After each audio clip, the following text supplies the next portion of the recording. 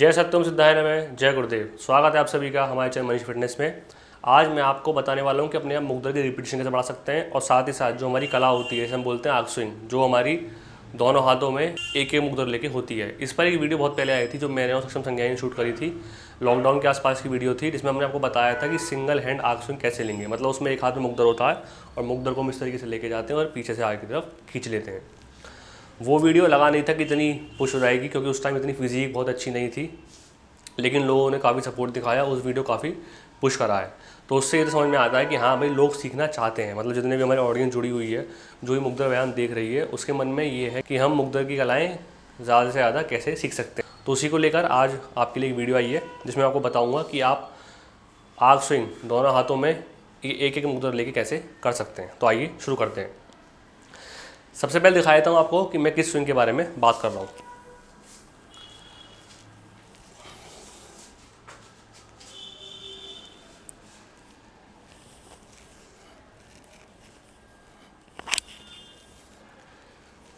One of the toughest swing है ये आपका। तो इस स्विंग को हम जानेंगे कैसे आप इसको कर सकते हैं। सबसे पहले करना है आपको कि आपको ये कला डबल हैंड से बहुत ही अच्छी तरीके से सीख लेनी है। मैं यहाँ पर आपको केवल ये करके दिखाऊंगा डबल हैंड का स्विंग। अगर आपको ये सीखना है तो जो हमारा बिगनर्स फ्री कोर्स आया था उसमें आपको ये सब बता रखा है, तो आप उस क्लास के लेक्चर में जाके देख सकते हैं। टेलीग्राम चैनल है हमारा मुग्दरबाज का, उसमें भी सारी वीडियोज़ डली हुई हैं। आपका जो वर्कआउट चार्ट है और जो आपका क्लास शेड्यूल है वो भी डला हुआ है उसमें, तो आप वहाँ जाकर देख सकते हैं। अभी केवल 1 मंथ का चार्ट आया है, 2nd मंथ का चार्ट भी बहुत जल्दी आ जाएगा। उसमें डिले इसलिए हो रहा है क्योंकि भैया अभी मुग्दर की वेबसाइट है तो उसी में अभी लगे पड़े हैं, इसलिए आप देख रहे होंगे भाई वीडियोज़ कम आ रही हैं। और वीडियो पेंडिंग भी है मेरी तरफ से आपके लिए, जो थी हमारी पफसी बैठक पर। उसको शूट करने के लिए काफ़ी टाइम चाहिए, तो इसलिए वो वीडियो पेंडिंग चल रही है बिकॉज ऑफ द वेबसाइट। तो सबसे पहले आपको ये डबल हैंड आर्क स्विंग बहुत अच्छा आना चाहिए। इसको कैसे करते हैं, इस तरीके से ये, मतलब अगर आप इसको कर रहे हो तो आप में इतनी स्ट्रेंथ होनी चाहिए कि आप इसके एक बार में 50 से 60 रिपीटिशंस बिना रुके कर ले। अगर 50-60 भी नहीं कर पाते तो कम से कम मिनिमम टू मिनिमम आपके 30 रिपीटिशंस इसमें एक बार में आपके आ जाने चाहिए। उसके बाद क्या करनी है आपको प्रैक्टिस, कि यही कला आपको करनी है सिंगल हैंड से। अगर आप एक हाथ से एक मुग्दर घुमा पाते हैं तो आप इसी कला को करोगे सिंगल हैंड से, इस तरीके से। ये इसको सीखने के लिए जैसे मैंने कहा कि इस पर ऑलरेडी वीडियो है, मैं डिस्क्रिप्शन में लिंक दे दूंगा, आप इसको बहुत आराम से सीख सकते हैं। मैं केवल यहाँ पे आपको ये करके बता रहा हूँ। ये खुद में बहुत अच्छी कला होती है। ये आपके मुग्दर के रिपीटिशंस प्लस आपकी स्ट्रेंथ बहुत अच्छी बढ़ाने में काम करती है। मतलब अगर आपको सिंगल हैंड से डबल हैंड पर आना है, दोनों हाथों में एक मुग्दर घुमाना है, तो आपको ये कला बिल्कुल आनी चाहिए।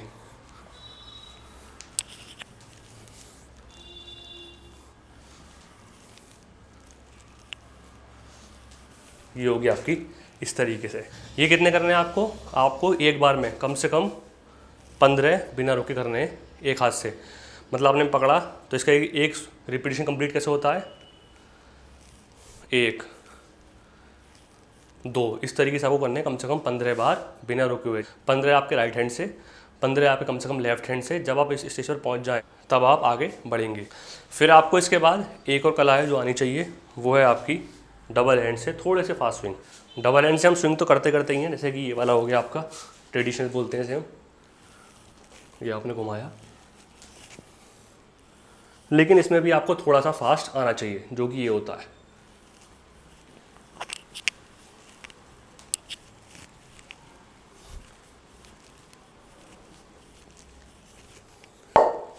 ये आपको आनी चाहिए कम से कम एक बार में 15 से 20। फास्ट में इसलिए कह रहा हूँ क्योंकि जब हम इसको थोड़ा स्लो घुमाते हैं तो बॉडी में स्टेबिलिटी आपकी ऑलरेडी होती है, वो इसको आराम से घुमा लेगी। ऑलरेडी से मेरा मतलब ये है कि अगर आप मुग्दर व्यायाम कर रहे हैं तो वो स्टेबिलिटी आपकी ओवर टाइम बन जाती है।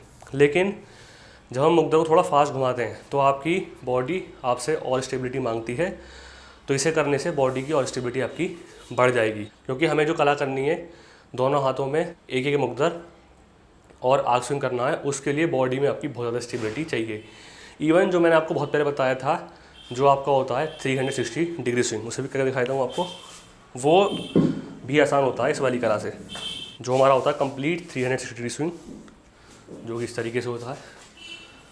इवन ये भी आसान होती है आपकी दोनों हाथों में ये मुद्रा लेके आर्क स्विंग के मुकाबले, क्योंकि इस वाले स्विंग में क्या होता है, राइट वाला हैंड पीछे आया और लेफ्ट वाला हैंड आपका उस वक्त इस जगह होगा।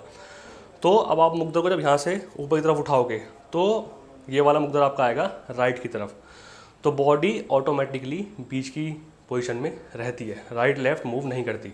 लेकिन जो हम बात कर रहे हैं दोनों हाथों में एक एक मुद्रा लेके आर्क स्विंग के लिए, उसमें क्या होता है कि एक हाथ में मुद्रा आपका रखा हुआ है और ये वाला जो मुद्रा आपका ये वो इस तरीके से घूम रहा है, तो बॉडी ऑटोमेटिकली जिस तरफ मुद्रा जा रहा है उस तरफ भागती है। या तो जैसा कि 360 डिग्री स्विंग में क्या था कि एक अगर लेफ्ट जा रहा है तो एक राइट की तरफ आ रहा है, बॉडी खुद ही बीच में रहती है, क्योंकि ये वाला मुद्रा बाहर की तरफ आपको जाने के लिए फोर्स करता है, ये वाला मुद्रा इस तरफ बाहर जाने की फोर्स करता है। दोनों के फोर्स क्या करते हैं, आपकी बॉडी को बीच में स्टेबल रखते हैं। तो पहले मैंने आपको बताया कि आपको डबल हैंड से आर्क स्विंग आना चाहिए, दूसरा आपको सिंगल हैंड आर्क स्विंग आना चाहिए, तीसरा आपको जो ट्रेडिशनल स्विंग है दोनों हाथों में एक मुद्रा लेके थोड़ा सा फास्ट आपको आना चाहिए। रिपीटिशन आपको बता चुका हूँ, वो रिपीटिशन आपके होने चाहिए ही चाहिए। अब शुरुआत कैसे करनी है आपको इसकी, आप जिस वेट का मुद्रा घुमा रहे हैं उस वेट के ही सेम मुद्रा पर शुरुआत ना करें, क्योंकि उसमें आपकी स्टेबिलिटी नहीं बन पाएगी।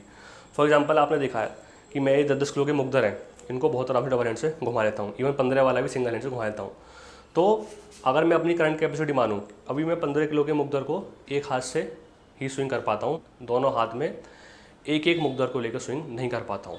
तो मेरी जो कैपेसिटी है वो है कि मैं 12 किलो के मुद्रा को दोनों हाथों में एक ही मुद्रा लेकर आराम से स्विंग कर सकता हूँ। तो जो मेरा आर्क स्विंग है वो मैं 12 किलो से अटेम्प्ट नहीं करूँगा, वो मैं करूँगा या तो 8 किलो से या फिर 10 किलो से। डायरेक्ट अगर आप उस पर जाओगे तो उसमें अगर स्टेबिलिटी नहीं बनी तो मुद्रा आपका यहाँ से गिर जाएगा, फिर आपको यहाँ खींचने में बहुत दिक्कत होगी, इतनी देर में ये आपका पीछे की तरफ मुद्रा चला जाएगा, तो बहुत ज़्यादा डिसबैलेंस आपको हो जाती है, इंजरी आने के चांस हो जाते हैं। मतलब मेजर इंजरी तो नहीं आती, क्योंकि भाई आप अगर मुद्रा घुमा रहे हो तो आपको तो बॉडी इतनी अडेप्ट है आपकी, लेकिन थोड़ा बहुत खिंचाव कंधे में आ सकता है, तो इतना हम रिस्क ना लें।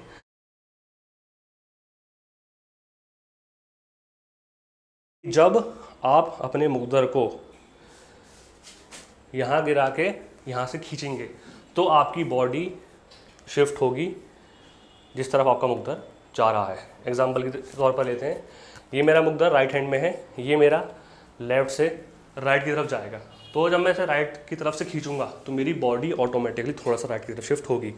अगर आप बिल्कुल सीधे खड़े रहोगे तो आप इसको नहीं कर पाओगे, बॉडी डिसबैलेंस आपकी होगी। जिस हाथ में मुद्रा आपने पकड़ रखा है स्टेनलेस में, वो आपका आगे की तरफ गिर जाएगा। तो इसलिए बॉडी जिस तरफ आपका मुद्रा जा रहा है या जिस तरफ से आप मुद्रा को खींचोगे उस तरफ हल्की सी बॉडी आपकी शिफ्ट होगी। मैं करके बताता हूँ, आप बहुत ध्यान से देखना। ये जब मुद्रा मेरा गया तो मेरी बॉडी हल्की शिफ्ट होगी यहाँ पे। अगर मैं बिल्कुल सीधा खड़ा रहूँगा ये तो बहुत अच्छा स्विंग नहीं आ पाएगा। मेरे को तो भी आदत है, या फिर आप इसको जब कर पाओगे बिल्कुल सीधी खड़े होकर बॉडी को, जब वेट आपका बहुत ही लाइट हो आपकी कैपेसिटी के हिसाब से। लेकिन मैं फिर भी रिकमेंड नहीं करूँगा, आप अपनी बॉडी को थोड़ा सा शिफ्ट करना ही करना, ताकि आपके जॉइंट्स पर लोड ना आए। तो ये मैं राइट की तरफ गया, ये हल्का सा शिफ्ट हुआ, फिर मैंने घुमा दिया, फिर लेफ़्ट वाला आया, मैं हल्का लेफ्ट शिफ्ट हुआ, ये घूम गया, ये ये ये ये ये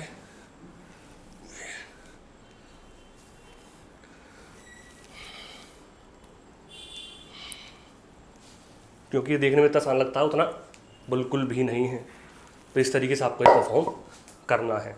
एक और चीज़ जो इसमें बहुत इंपॉर्टेंट है वो ये है कि अगर आपके पास शॉर्ट हैंडल मुद्रा हैं तो उनका आप यूज़ करोगे तो ये कला आपके लिए बहुत ज़्यादा इजी हो जाएगी। मैंने एक वीडियो बहुत पहले बताया था, जो वो वीडियो भी आप सभी को बहुत ज़्यादा पसंद आई थी मेरी, वो जो भी मैंने यूट्यूब पे वीडियो डाली है उसमें वो शायद सेकंड या फर्स्ट नंबर पे है हाईएस्ट व्यूज़ में। उसमें मैंने ये बताया था कि एक लार्ज हैंडल मुद्रा होता है और एक आपका शॉर्ट हैंडल मुद्रा होता है।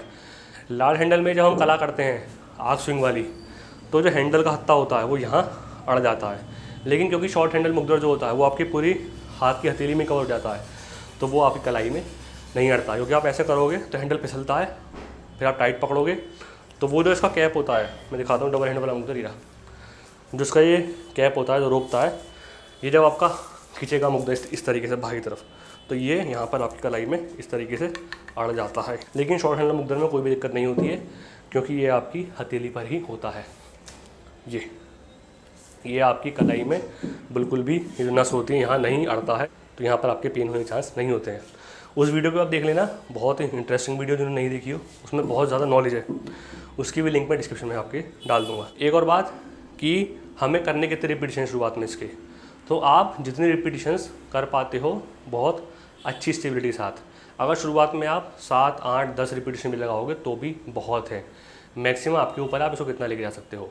बस ये चीज़ ध्यान रखना कि जब आप मुग्दर को इस तरीके से लेके जाओगे और पीछे की तरफ जाओगे तो यहाँ स्टेबल रखना, और ये वाली मुट्ठी जब पीछे से आगे तरफ खींचते हैं ये आप बिल्कुल टाइट रखना। और ये मैं इसलिए रिपीट कर रहा हूँ, मैं कई सारी वीडियो बता चुका हूँ, लेकिन यहाँ भी इसलिए रिपीट करनी पड़ रही है क्योंकि हम भूल जाते हैं कि मुट्ठी आपकी टाइट रहनी चाहिए। बगल की मसल्स हैं उसमें आपको पेन होने के चांस हो जाएंगे, या फिर आपके शोल्डर में इंजरी के चांस हो जाते हैं, तो इसलिए ये गलती बिल्कुल मत करना। बहुत से लोगों को लग रहा होगा भाई कई बार रिपीट हो गया मुट्ठी टाइट करना, लेकिन ये हमें याद रखना चाहिए। मैं भी गलती कर देता हूँ, तो मेक श्योर आप भी गलती इसकी ना करें। मेरे हिसाब से आप सभी समझ में आ गया होगा कि अगर हमको दोनों हाथों में एक एक मुग्दर लेके आग स्विंग करना है तो वो किस तरीके से करना है। बाकी वेबसाइट अभी आने वाली है, जैसा कि मैंने आपको पिछली वीडियो में बताया था, उस पर भी मुग्दर के आपको काफ़ी सारे कोर्सेज मिल जाएंगे, पेड भी हैं। फ्री कोर्स तो आपका ऑलरेडी आ चुका है, और अगर कोई फ्री कोर्स होगा तो वो भी आपको प्रोवाइड करा दिया जाएगा। तो मिलते हैं आपसे बहुत अगली वीडियो में। जय सत्यम सिद्धाय नमः, जय गुरुदेव।